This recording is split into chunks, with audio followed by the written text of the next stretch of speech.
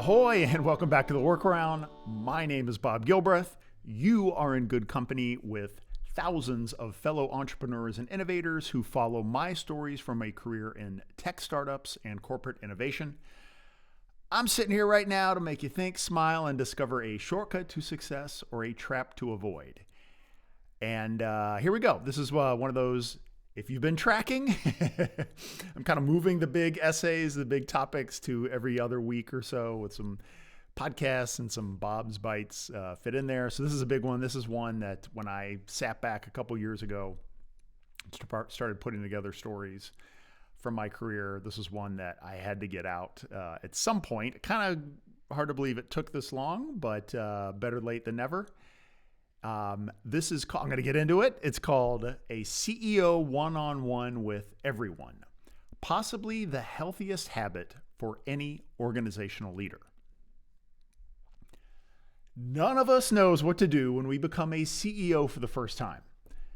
MBA programs are taught mainly by career academics who earned tenure by writing about leadership rather than practicing it. Executive coaches can nudge you in the right direction, but they're usually not close enough to your business to tell you what to do.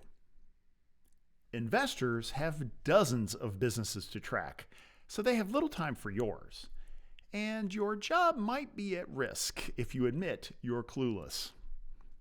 And CEO roundtables are mostly circles of people similarly figuring it out as they go. So, we've got to learn these skills mostly on our own. And it can be a scary process.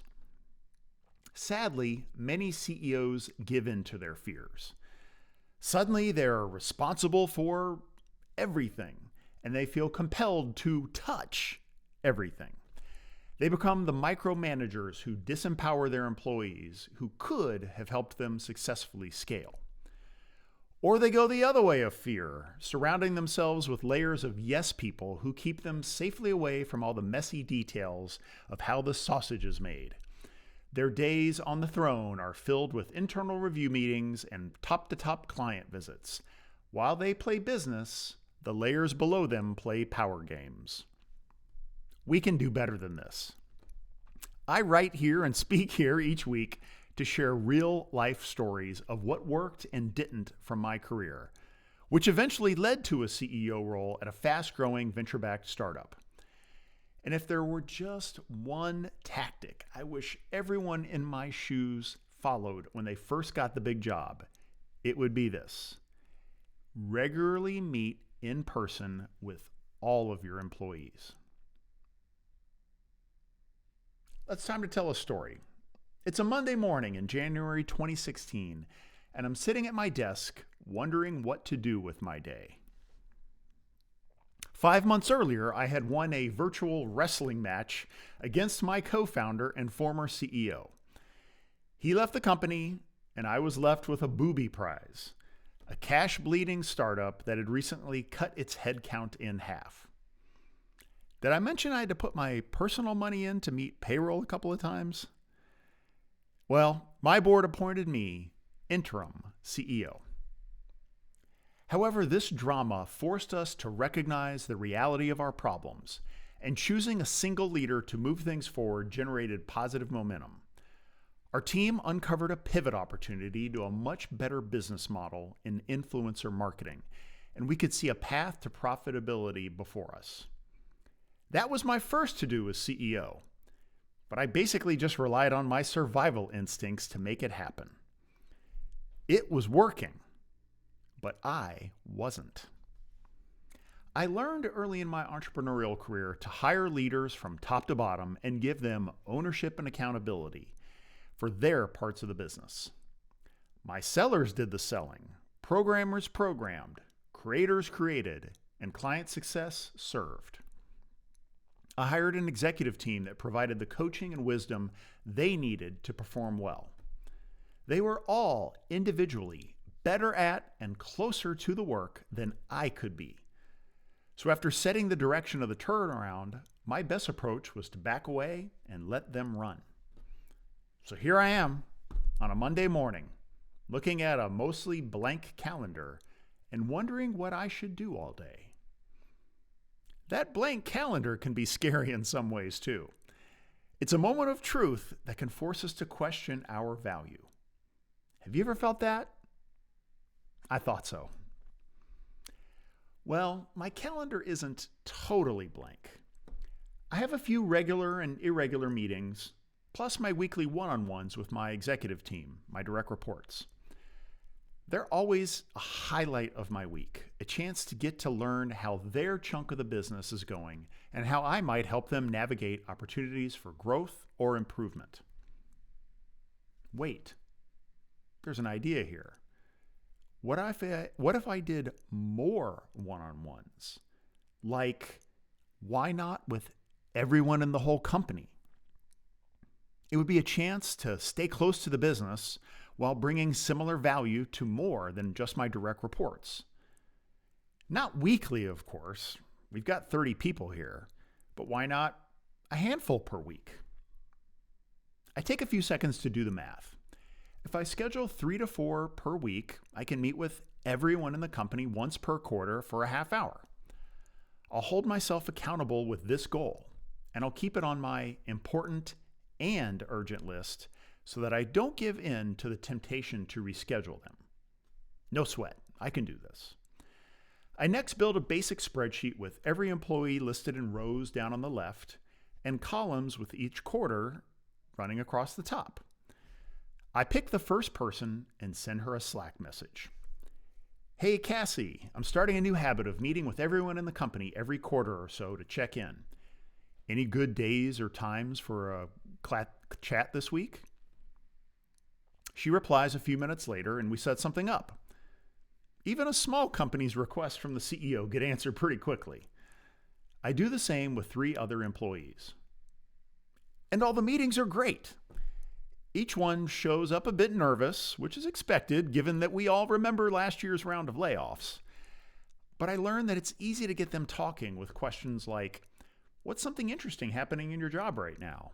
Or, are there any questions about the company that I could answer for you? We leave each meeting with smiles, and I head back to my spreadsheet where I jot a few notes down about our conversation. It helps me surface any business insights to consider further and provides a cheat sheet for our meeting in the next quarter. Time flies on. I hit my goal of meeting everyone that quarter, and I'm cycling back through as the year progresses. We all get into a habit of expecting these conversations, and a trusting relationship helps both sides go deeper. People start bringing specific topics they've been saving up for the next meeting. I start to see some trends in how they go. On average, it's about 10% get to know you, 80% me listening and asking follow-up questions, and 10% me going deeper on a company-wide strategy or change topic. But the topics sure do range widely. I've still got my original spreadsheet with 4 years of meeting notes. I look back at it, and the topics are probably what you'd expect in a high-growth startup, including things like how changes in their jobs are going. For example, promotions, new bosses, or new teams. Questions for me on company strategy or to clarify something I said in a recent all-hands meeting. Them asking for my tips on managing people for the first time or handling workload bursts.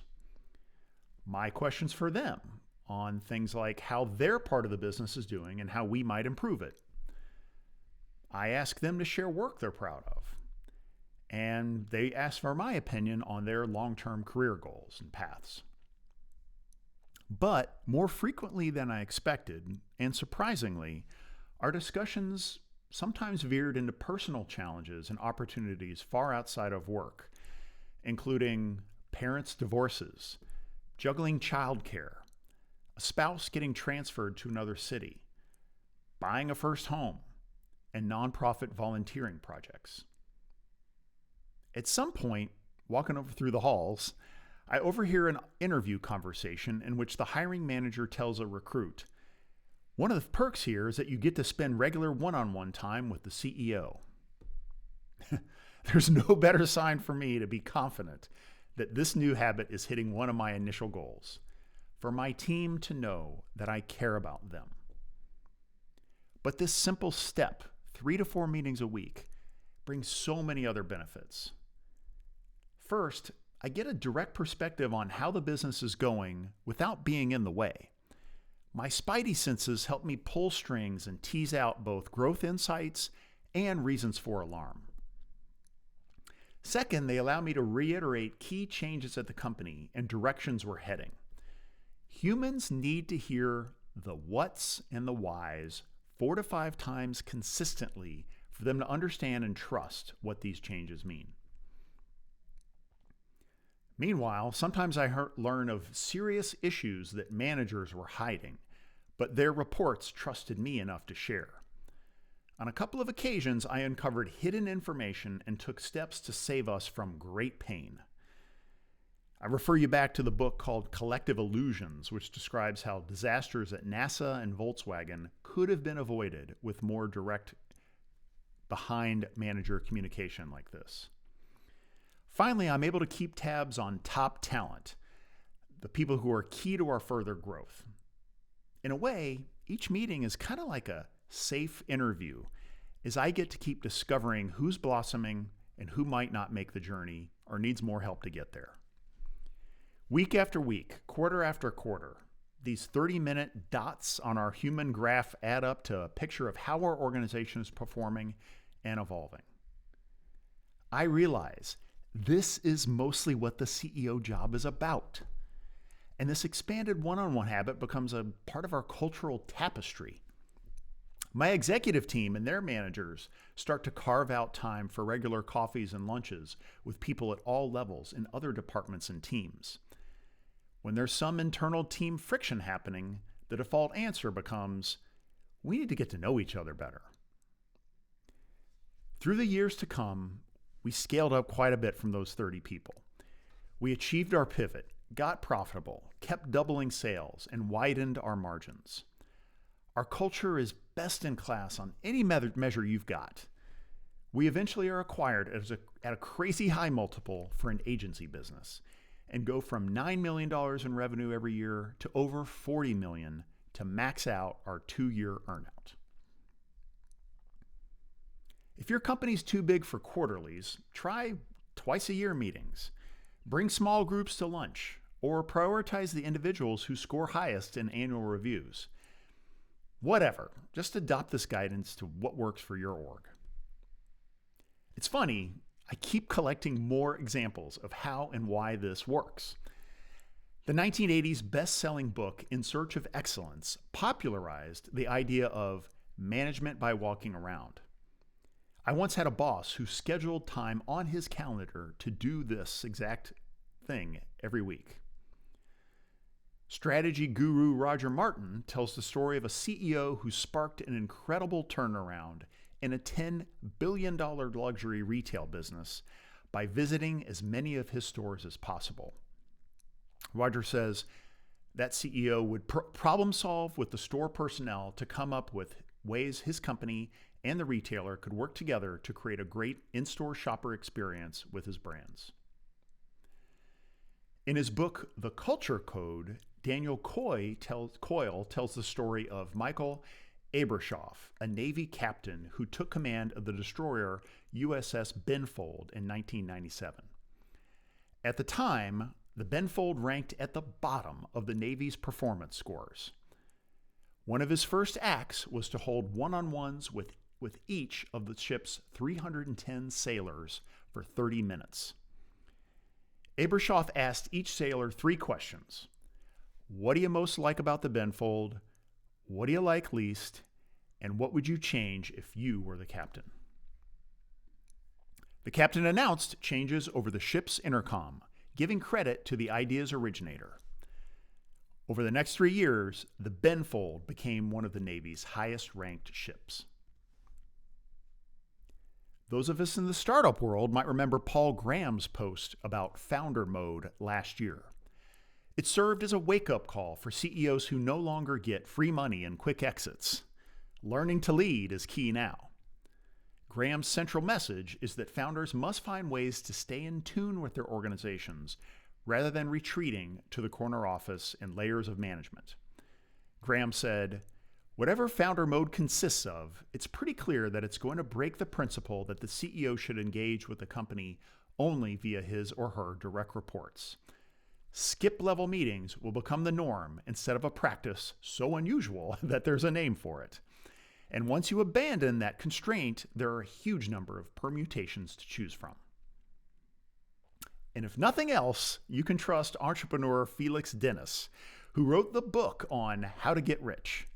He said, "Believe in your own bullshit and grow steadily poorer, or listen to the people you employ and get richer and richer. But be careful, you'll care fully." Back to my story. At some point, I didn't have to keep reminding myself to send those one-on-one schedule requests each Monday morning. Had to became get to. This introverted strategic capitalist got transformed into a people person. A funny thing happens when you get to know the people who work at your company. You tend to like them. We see they are so much more than FTEs fulfilling a job task. This makes it so much harder to lead in an inhuman way, which is the current bar for most bosses and shareholders. So be warned, when you open up yourself to others, it might become impossible to see people and lead the way you have before. I'm sorry, and you're welcome. We see the difference we can make in their lives. I realized I had the power to make people feel good just by spending time with them. An honor, a privilege, and a gift. Our businesses excel, and we find more happiness in meeting in our work along the way. Sometimes I want to kick myself for not discovering this tactic much earlier in my career. I would have made a more positive impact on my numbers, others' lives, and my own personal development. Now, I try to make it up by inviting anyone in the world to a one-on-one. It's never too late. Each day's a fresh start. All you have to do is schedule one meeting today. All right. Hey, would you like to go further? Upgrade to a paid subscription. That's where my posts go deeper down the rabbit hole of personal stories and change. And please note that 100% of the proceeds go toward new reader acquisition, so your subscription dollar pays it forward to others. As I mention every time and just mentioned above, anyone can schedule a chat during my office hours. I've got a link here. We can discuss questions, provide feedback for me, network, explore any topic. But I will say my primary value lies in helping people strategize and self-examine to discover their path forward in their careers and lives. And I never charge for coaching, by the way. Finally, I'm a co-founder of Fleet. We're a holding company for service businesses. We like to invest in leaders who are ready to start their own companies. We also do a little M&A. So if you've ever thought about starting your own professional service business, but need financial or other support, hit that same schedule link and we'll have a great talk. All right, that's it for this week. Thanks for joining me again, and ahoy for now.